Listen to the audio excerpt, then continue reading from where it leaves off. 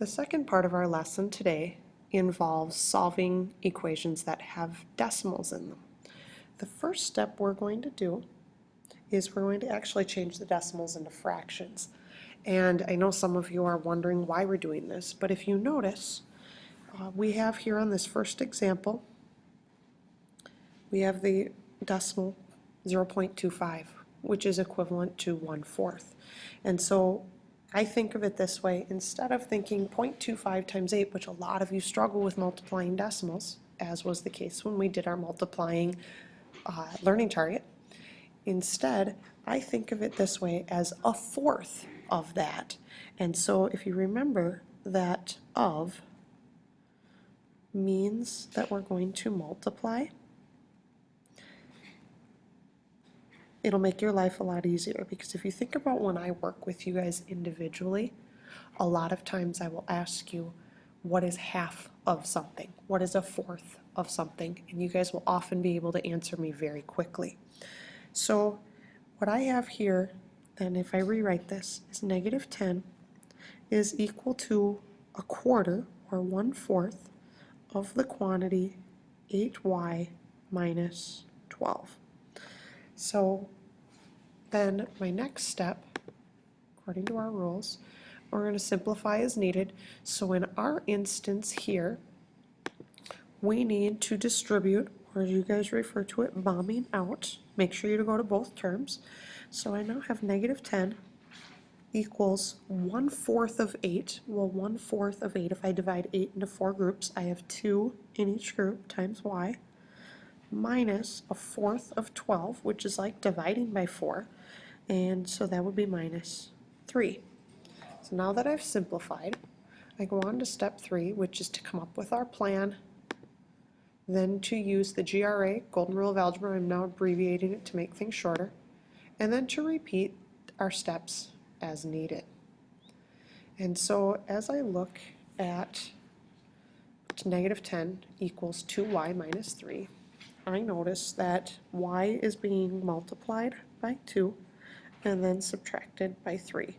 So if I do my U-turn to undo that, I get +3 and divide by 2. And the question has come up of, why do you do everything backwards? And why do you want to undo? And that's because we want to end up getting this y alone. And so if I follow my plan, we're going to add 3 to both sides, which cancels here, and -10 plus 3 is -7, and then I have equal to 2y, and then I'm going to divide both sides by 2, which gives me y on the right, and then on the left, negative divided by positive is negative.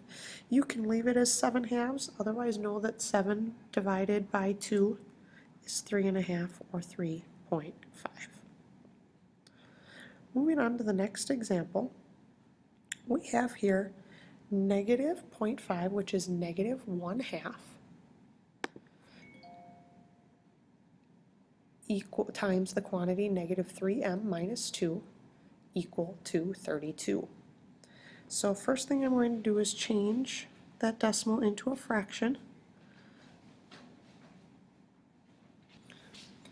I'm going to distribute through the 1/2,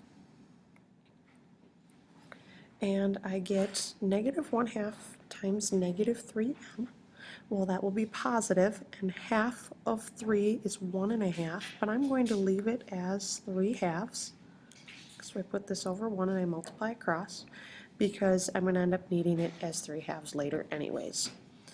And a negative times a negative is going to be positive, so plus half of 2 is 1, and that is equal to 32. So now I come up with my plan, and I see here that m is being multiplied by 3/2 and then added by 1. So if I do my U-turn, I'm going to subtract 1, and instead of saying divide by 3/2, remember, keep flip change, so I'm actually going to multiply by 2/3. So going ahead and doing that, I'm going to subtract 1, and that will cancel here, giving me 3 halves times m equal to 31. And so then I'm going to multiply by 2/3, and that cancels here, giving me m. And then I can look here, and I can't simplify anything, so I take 31 times 2, which is 62 over 3. You could change it if you'd like, but it ended up being a repeating decimal, so we'll leave it as it is.